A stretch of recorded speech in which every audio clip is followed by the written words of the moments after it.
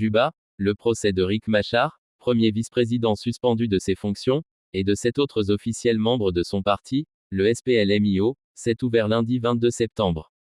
Ils sont accusés d'avoir joué un rôle dans l'organisation d'attaques contre l'armée sud-soudanaise dans le Haut-Nil, dans le nord-est du pays, et sont inculpés pour trahison, meurtre, ou encore crime de guerre.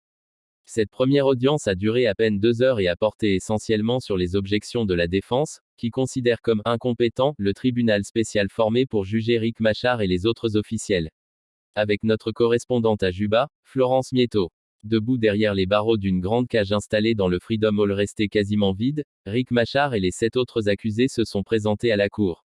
Leur défense demande l'annulation du procès qui, selon elle, ne pourrait se dérouler que devant la cour hybride prévue par l'accord de paix de 2018. Cette instance n'a jamais été mise en place. Votre honneur, toute tentative de poursuite criminelle pour des officiels qui tirent leurs responsabilités de l'accord de paix, poursuite qui serait intentée en dehors des mécanismes prévus par l'accord de paix équivalent à des violations fondamentales de l'accord, explique Midjeri Raymond-Dolege. L'accusation rejette l'argument. Au nom de l'accusation, Meharo Onioïza a rejeté l'argument. Selon lui, la Cour suprême du Soudan du Sud peut juger des affaires criminelles impliquant des officiels de haut rang, sans contredire l'accord de paix.